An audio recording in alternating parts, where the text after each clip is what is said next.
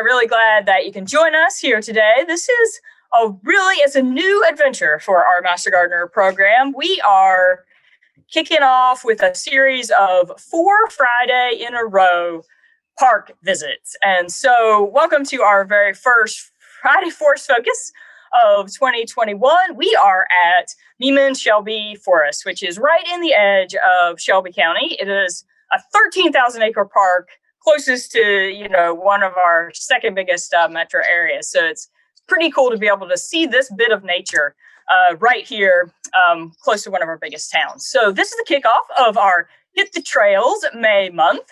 And you're going to hear more about this at the end. And Rachel's going to be putting in some chats and everything throughout the course of our visit today. But this is Hit the Trails May month. And so a whole month we have a challenge app going on with GooseChase, with great things to look at in your region and visit with other Master Gardeners, get out and see nature. So today we are at Meeman-Shelby Forest State Park. Next week, we will be at Cedars of Lebanon State Park, of course, in Middle Tennessee.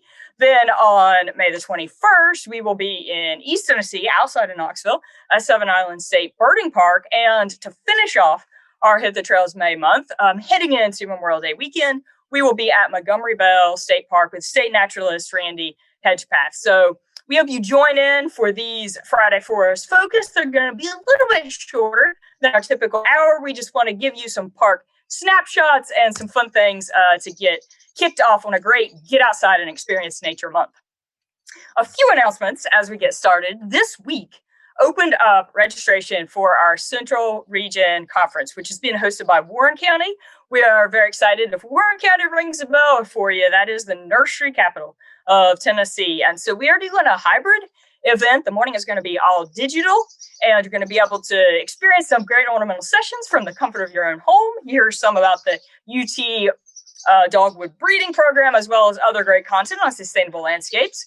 Then we're going to give you a little bit of a break to do some driving. In the afternoon are going to be live tours of some of the great fruit and ornamental and tree and shrub operations in the McMinnville area. So hop on the homepage of the State Master Gardener website. You will see all the registration information.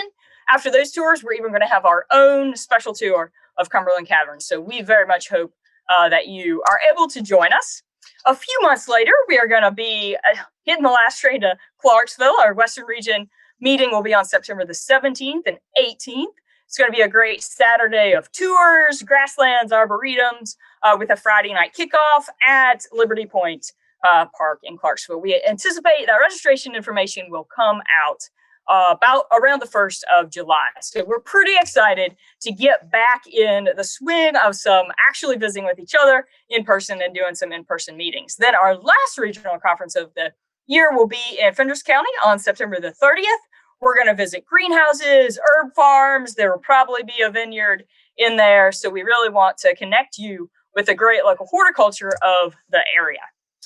And that brings us to our main topic for today, which is a great visit with some of the folks here at Meeman-Shelby State Park. So we are in right outside of Millington, Tennessee. At a glance, this is a very large state park, right? So nearly 13,000 acres right along the Mississippi River. And so if you think back to some of the elements of Tennessee physiography that we talked about, one of the cool things about this part of the state is that we have bluffs. And so a lot of this park is on the Chickasaw Bluffs. We're just a short distance from Memphis, and this is a tree park. And so there are many state champion trees and even national champion trees. And so we want you to experience some of the great things that this bottomland hardwood forest has to offer. And so one of the things that we're going to kind of be doing for fun during the course of this state park month is doing a species of the week. So we want to get you outside. We want to connect you with nature, show you some great places to visit around the state of Tennessee, but we are also plant geeks. And so we want to pass on a little bit of plant information and share some fun facts about some of our amazing native species that we have here in the state of Tennessee. So our species of the week is going to be the bald cypress. And so Taxodium disticum. And bald cypress is native to the Southeast. So if you think about its native region, think about the coast of the east, starting from, Delaware, Maryland, kind of making a U shape all the way, Florida, Louisiana, coming up, in West Texas and right up the Mississippi River Valley. And so West Tennessee is actually in the native region of bald cypress, and it is a deciduous conifer. There aren't a ton of those, but it has beautiful fall color. It is a very large tree. So in the landscape, it could be 50 to 70 feet, but it can get over 100 feet in nature. And so this is a site where there are a lot of these bald cypress. They are, hopefully, this rings a bell. They are very good at growing in low oxygen soils, right? So they can stand a lot of water. They can literally grow in swamps. And so the bald cypress is really just an amazing part of some of these bottomland ecosystems. This picture is actually, this is for Melody. This is a North Carolina picture where there are actually some bald cypress that are over 2,500 years old in some of those virgin forests in some of coastal North Carolina. So you can see a few key features of our bald cypress are that they have that very wide base, right? So buttress in a lot of these older trees, and you can kind of see the fluting there of the plants themselves. Another pretty cool feature is that in moist soils, they can actually have cypress knees. And so this is something that, there's a little bit of discussion about what the function of these kind of growths of the lateral roots are. They've been studied a lot in mangroves, where they actually have some roles as gas exchange, and they're called pneumatophores, but there is still some fun research that's taken place in the area of cypress to make sure that we know exactly what it is that these pretty cool cypress knees actually do. So we talk about them, of course, in their native habitats, but a really cool element of bald cypress is also that they can be great landscape trees. And so this picture right here is actually in our UT Gardens in Knoxville, where we have a gorgeous grove of bald cypress as landscape trees. And you can see this is right along Nealon Drive. Much of the gardens is in a low-lying area, and it is a great spot for bald cypress. So you can see the beautiful growth there, and just a really, maybe one of my favorite elements of our gardens in Knoxville. Little botanical feature for you. There are a couple of deciduous conifers that you may know when you think about landscape trees. Bald cypress is on the left, and you can kind of see an alternate or a spiral pattern there. And then on the right, you can actually see Don redwood, where everything is opposite and more kind of like in a single plane. So that's a useful way to tell the difference between some of our bald cypress and our Don redwood, a little botanical element there to kick us off. So that is our species of the week. I hope that kind of gets us started. And I bet when we talk to Chris and Keith and James here at the park, they also may throw a little bit more information at you about some of these great native trees that we have here in Tennessee. So I am actually now going to pass the proverbial microphone over to Dr. Chris Cooper, who is here with us in actually his home county. So Chris is going to introduce us to Keith and James and some of the great members of the state park team here. And Chris, the floor is yours. All right. Thank you, Dr. Nelly. Beautiful morning here. It really is, God. You can't beat this. So Keith, I want you to introduce yourself to us. Oh, hey, I'm Keith Paluso. I'm a Park Ranger 3 here at Meeman-Shelby Forest. I just started here in December, but I've been with Tennessee State Parks off and on since about 2008. So happy to be at this park. Yeah, and I can tell you really enjoy being here. You and I had a conversation kind of off camera, and I can just tell you just light up when you talk about Meeman and just talk about the birds and the habitat. So let's talk a little bit about biodiversity and the habitat. Sure. One of the reasons I'm so excited to be at this park, I grew up in this park, but I've been kind of all over Tennessee working for various parks. But I'm so excited to be here because I am a totally obsessed bird watcher and or just like a nature enthusiast in general. And one of the things that fascinates me so much about this place is this park is huge. It's 20 square miles. Like it's bigger than a lot of cities.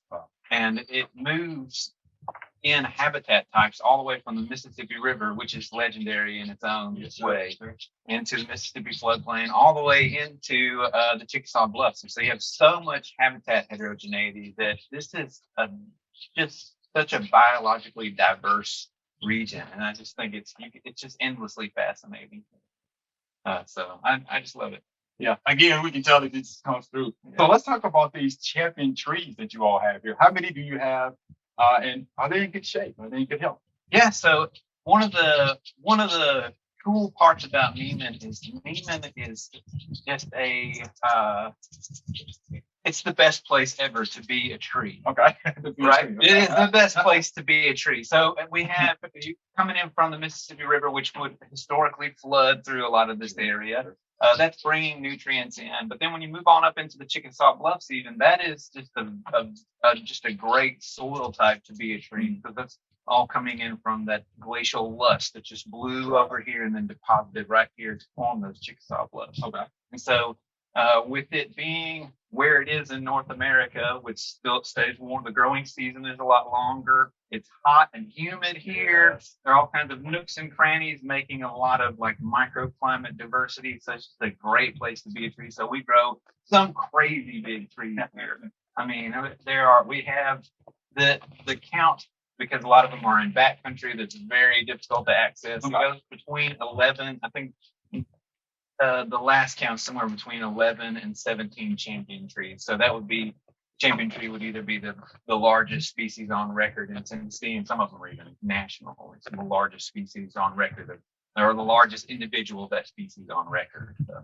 I know one of the easiest ones with it is the biggest red buckeye. Okay. The champion red buckeye, and it's like right next to a playground. You wouldn't even know unless you really knew what you were looking at. Nice. And Dr. Nally talked about bald cypress, so I'm pretty sure you all have some huge bald cypress around. Oh yeah, just enormous. Bald cypress and cottonwood. You go just over here at the Nature Center now, right on Copper Tree Lake. But if you cross the levee and go out into the deep swamp out here, it's the biggest cottonwood and the biggest bald cypress you'll ever see in your life. Wow.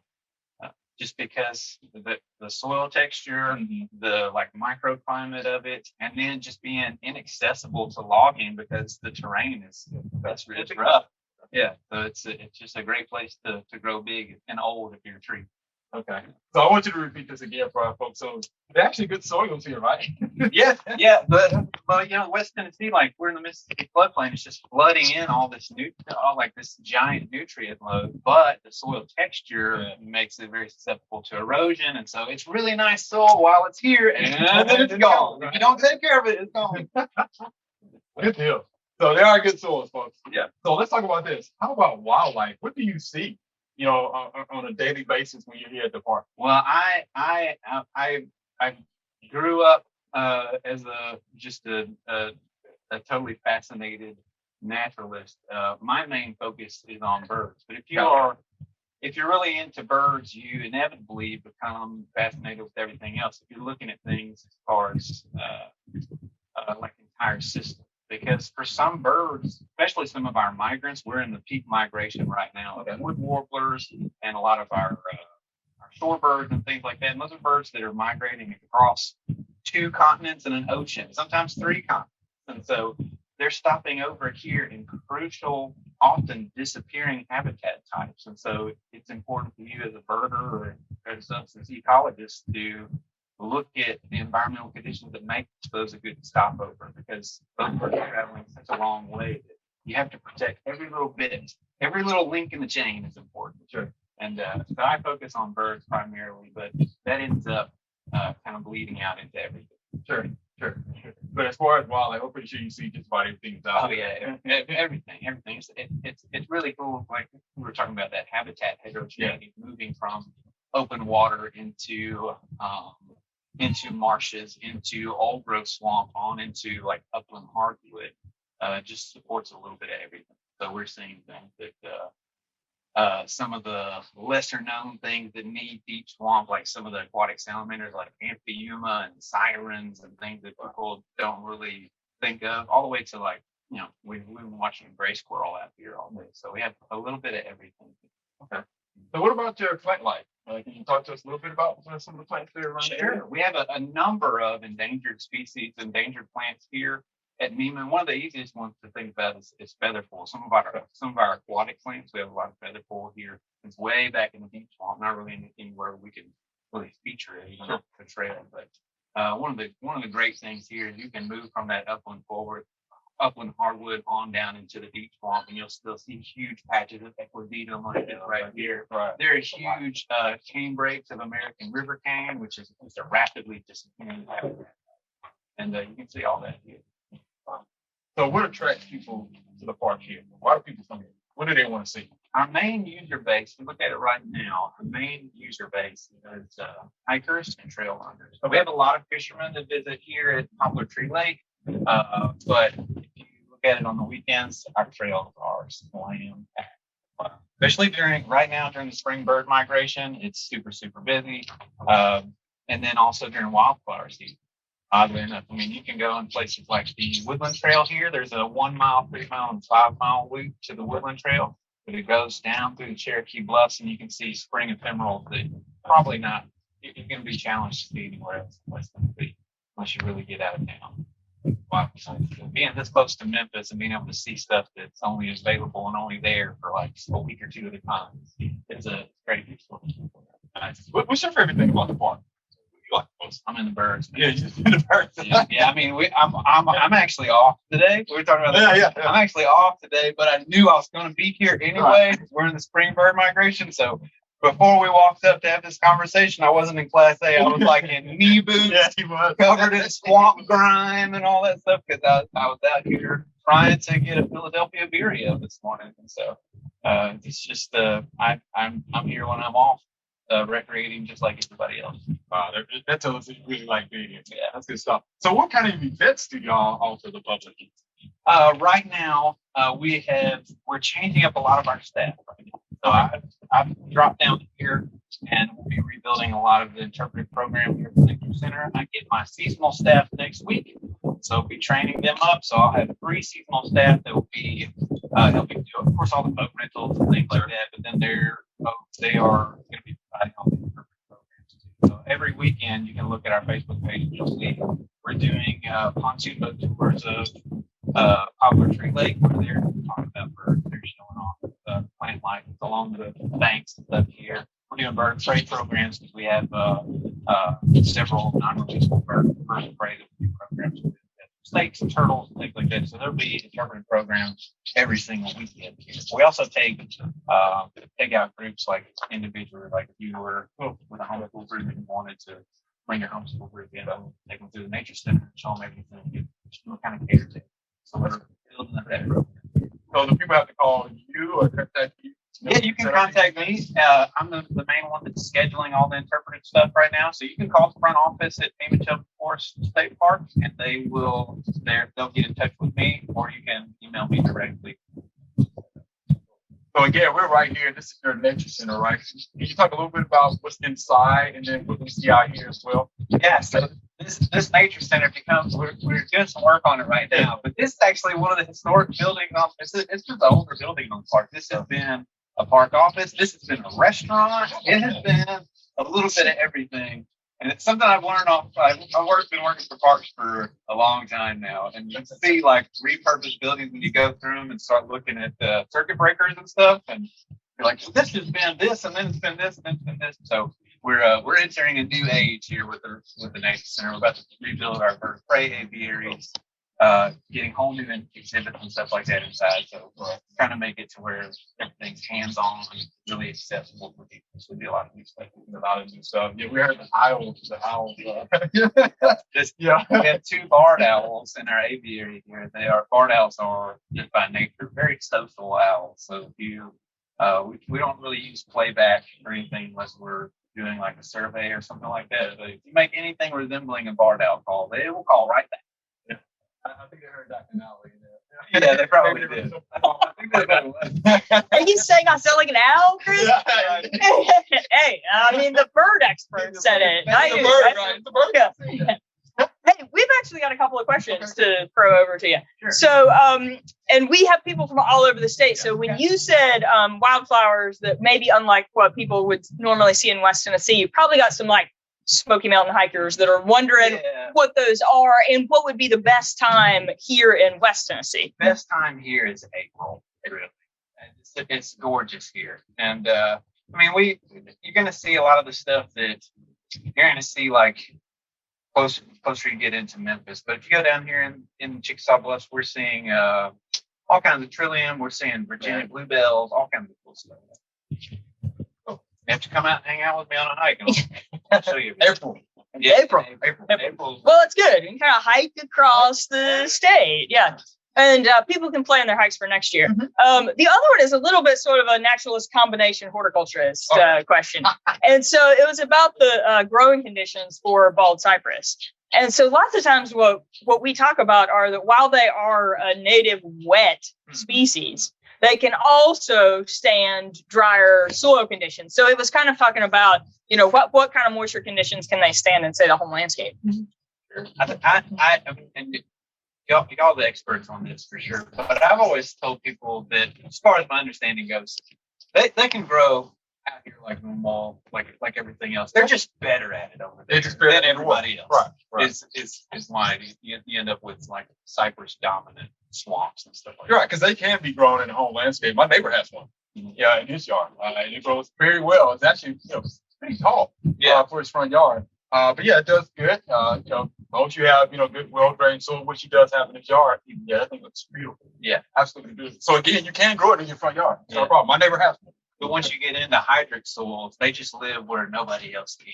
Right. Yes. Right. Yeah, that's the perfect naturalist answer, which is they outcompete everything else here. And so when you get into the swamps, they're pure stands, right? Right. It's either and it'll either be you can get into those older swamps where it ends up being patchy here between a cypress dominant or water tupelo, like a black tupelo dominant swamp, which is interesting because some of it supports different like assemblages of wildlife between water tupelo and bald cypress. Right, they're beautiful trees, and I just love the shape. Yeah. Nice pyramidal shapes, so they're real nice. Yeah. But yeah, you can grow one in your landscape or grow one out here, right? Yeah. It'll be fine. So I've read that bald cypress, and you mentioned with water tupelo, can support a huge array of diverse wildlife. So like, what are some of the wildlife communities? One of my favorite ones as far as, and around here we don't have as much tupelo as we have cypress. I know when I spent a lot of time in Northwest Tennessee, Lake State Park, but I spent a lot of time birding and doing field herpetology stuff at Beach Ridge. There's quite a bit of water tupelo there. And water tupelo becomes a pretty crucial stopover and wintering spot for many species of bats. It's because a lot of them grow hollow, they end up with a hole in the bottom, and so wintering bats can go inside of a hollow water tupelo. That's one of the reasons we weren't as affected by white nose syndrome in West Tennessee as you would. It was a huge community of bats going into a cave because it was spotty because water tupelo can only hold space bats. They have a lot of different tupelo. They have a lot of different bats. What about swamp rabbits? I've heard the stories of the swamp rabbits. Yeah, we do have those. Actually, and a guy stopped me day before yesterday where I was down there at the river. I saw the biggest rabbit I've ever seen. Yeah, we get some swamp rabbits. About that. Yeah. So obviously he's a bug place, though. Yeah. I wasn't You gotta get outside. Yeah. Now I know you mentioned you had a son, so your son is what, 3? Yeah, he's 3. So is he interested? Oh, he Like loves this type of habitat? Yeah, he's in that way. And I actually live in Lundford. Okay. And so we don't have time to go down park in Lundford, but he's out here all the time. My son, he's only 3, but he will run the whole Pioneer Trail and back. So how did you get interested in this stuff? In working for parks. Yeah, working for parks. I started working for parks when I was in college. I went to UT Martin to do environmental biology, and I was focusing on herpetology instead of birds. And I was doing an undergraduate research project that was a reptile and amphibian survey of Reelfoot Lake and Lake Isom. So just playing on 30,000 acres of swamp in the summertime. So I started working for parks while I was there so I could live on site and do my research and not drive back and forth to Martin. So, and I just fell in love with not just being a nerd on my own, but also kind of facilitating that human wilderness interface because it's a delicate situation, especially nowadays. Yeah. And if you can show people that the world is just so much more beautiful than they thought it was, and that beauty is right in front of their face, as long as they would take the time to be curious about it, it's just that's my mission. Wow. That's really good. That's really good. So I'm sure at this point, a lot of people want to come out and be a part of nature, right? We've been cooped up last year because of the pandemic. Oh, yeah. So I'm sure the phones ring out there. You're probably seeing more people on the ground. So Right. Okay.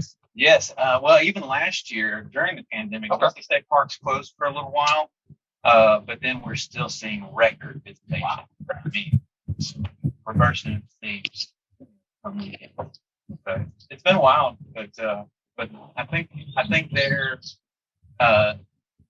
that presents challenges to us as rangers as far as park managers. We're managing like personnel and facilities, and we're also like the emergency personnel in the park. So there's a definite challenge with that, but you're also handed a huge opportunity there if you can just learn how to direct and channel that enthusiasm. So just got to figure it out. Let's figure it out. It's a good way to put that. And we're going to get Dr. Nally to follow us for a second.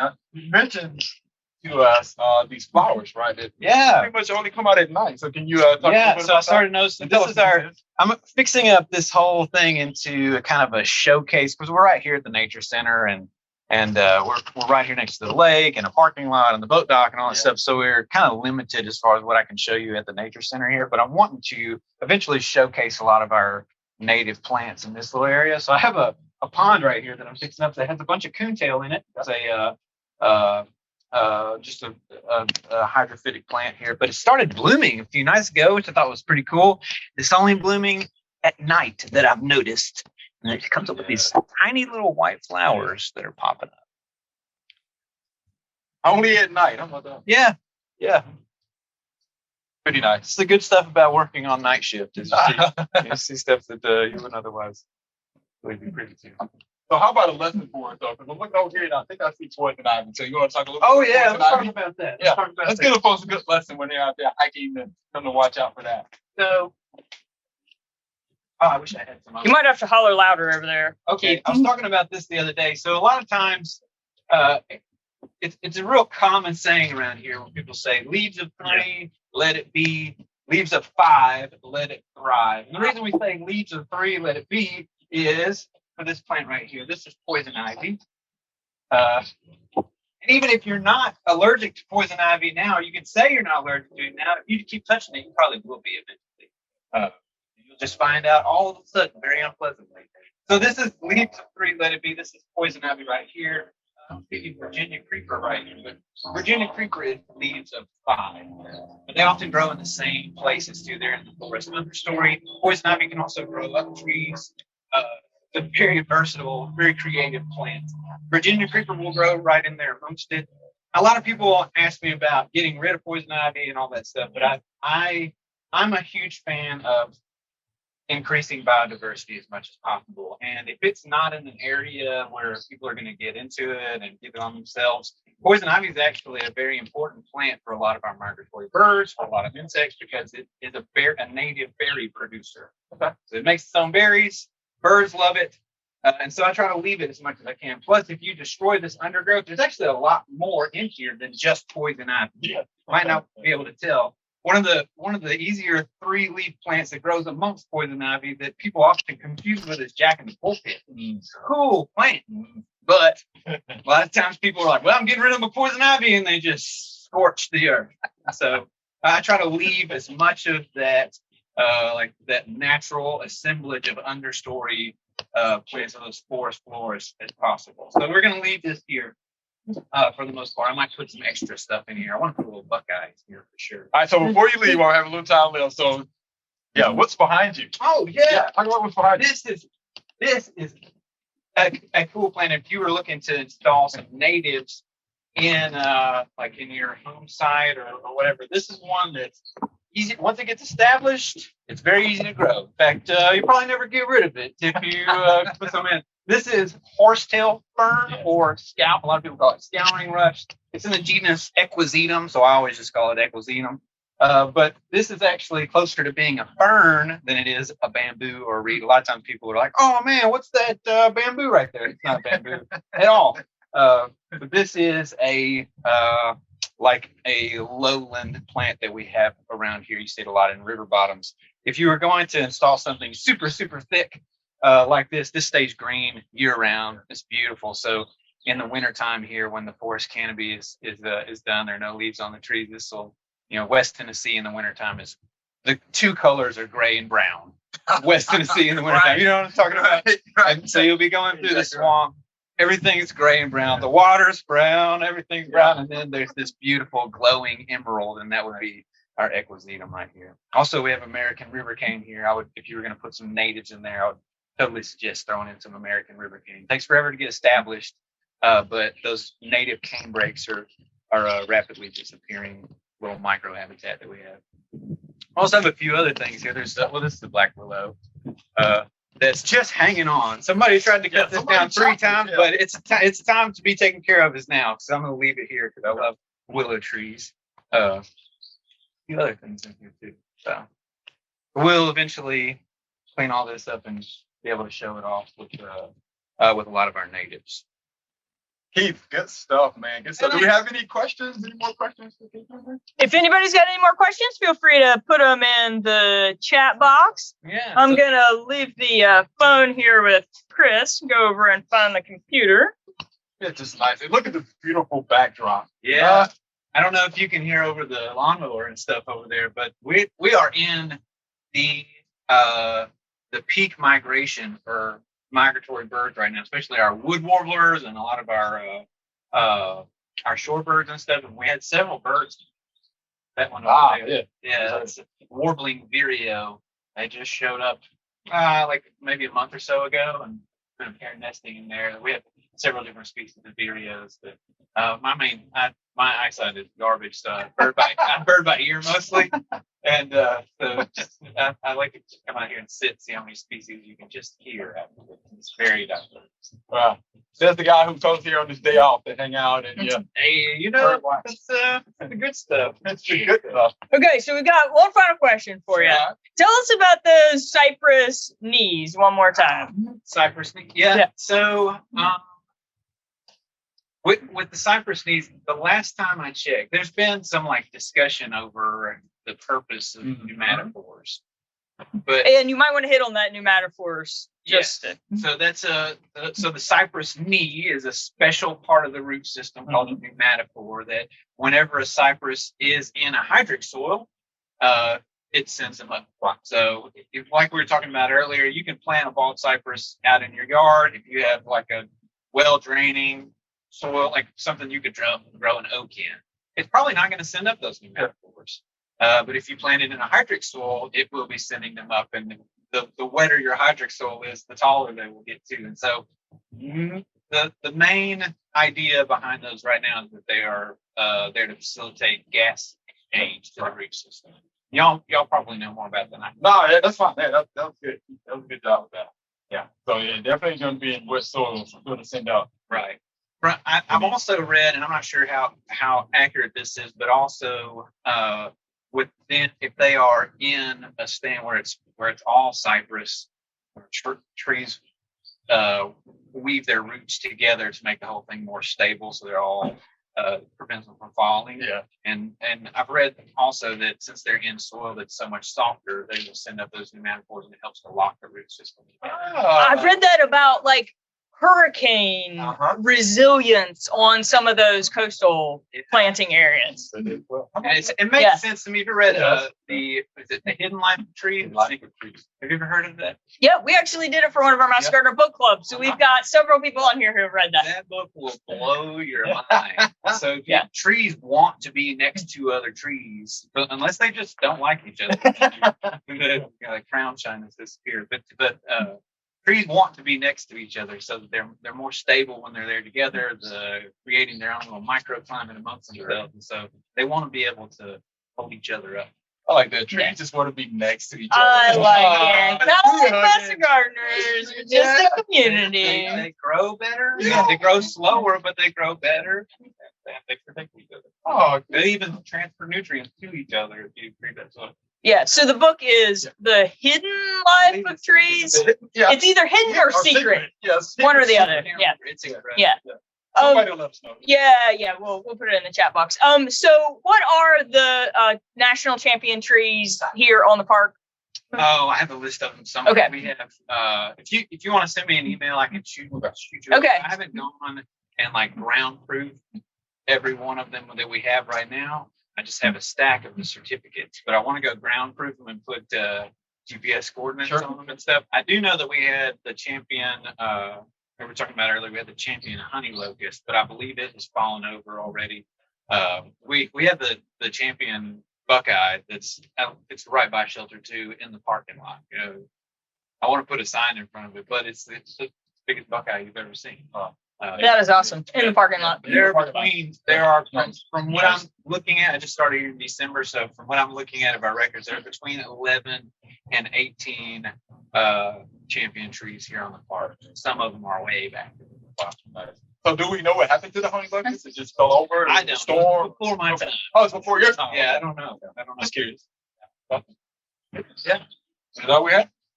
I think so. Keith, thank you so much. Yeah, I wish I could have, but I want to follow you. Yeah, I want you to follow it. I want you to follow in the water or behind in the bush. Oh, we had one more that popped out. Are there boat tours this year? Oh, here we go. There are boat tours this year. We've had pretty much a full staff changeover. Our seasonal interpretive staff starts next week, so they will be training both with me and with our central office interpretive personnel all next week. So there won't be much going on next weekend for programs because I have to give them days off.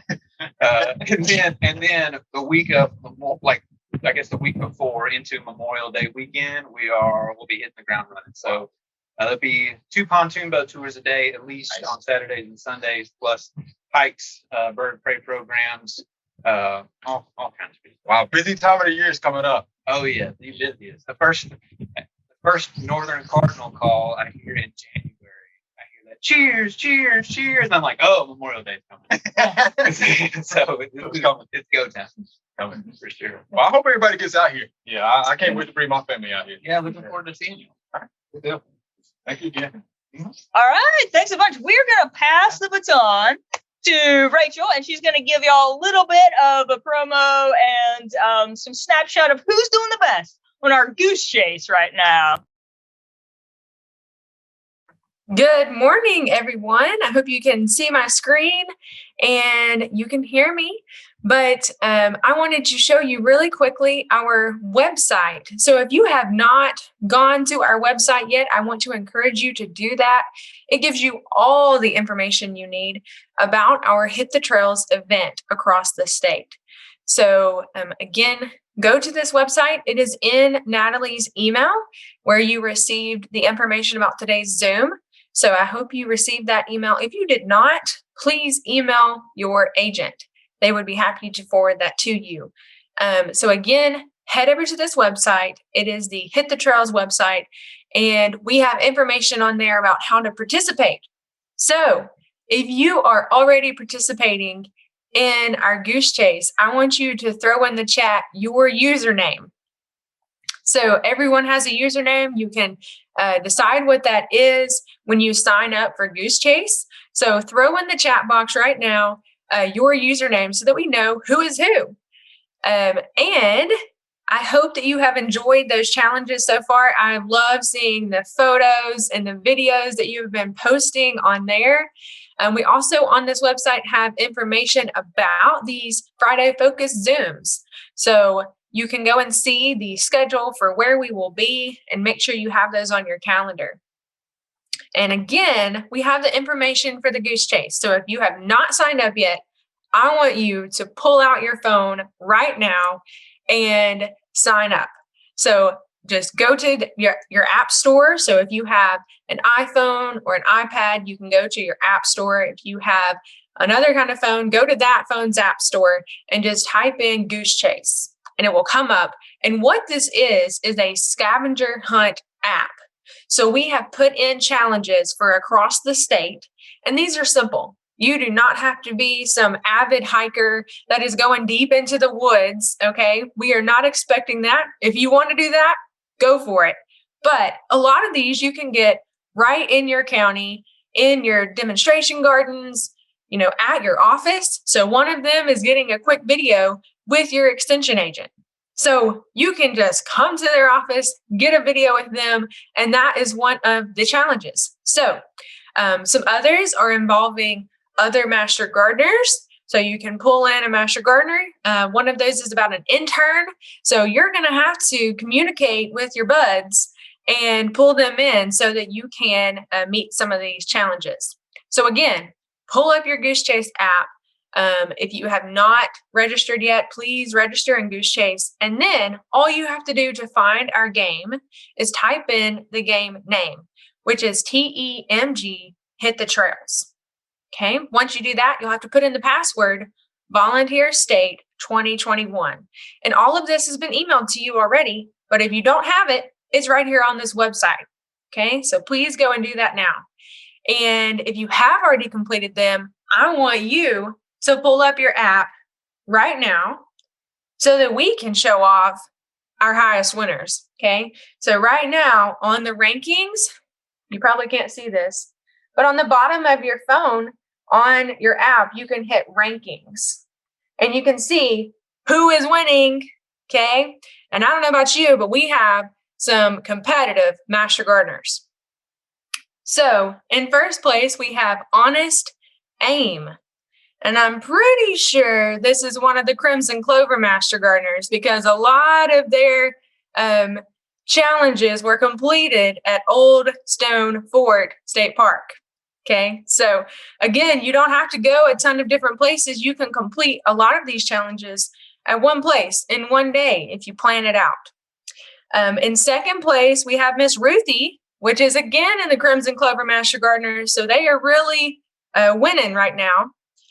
Next, we have Sarah Wade, which is one of my own Rutherford County Master Gardeners, and Miss Lisha Anderson, also in Rutherford County. So the Central Region is really beating y'all, West Tennessee.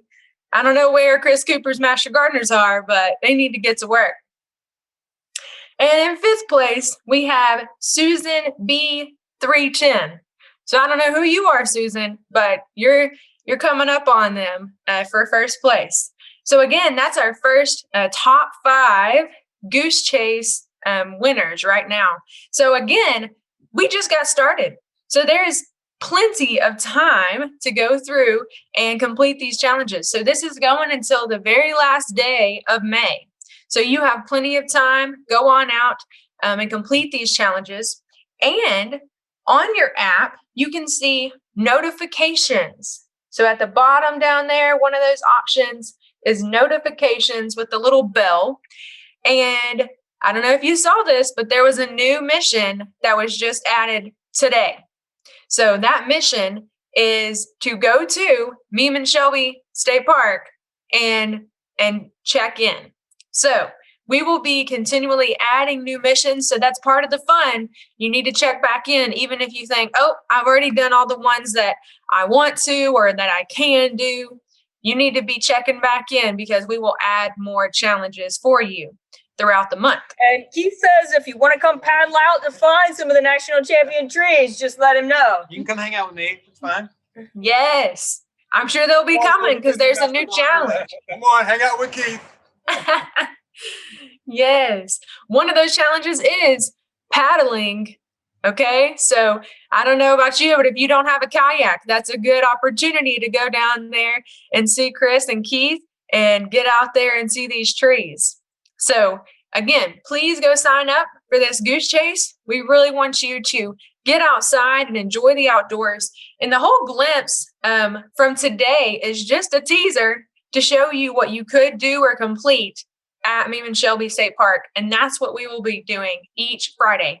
So next Friday at Cedars of Lebanon, again, same time on Zoom, we will be showing you some of the challenges that you could be completing there. So please go and sign up for this GooseChase.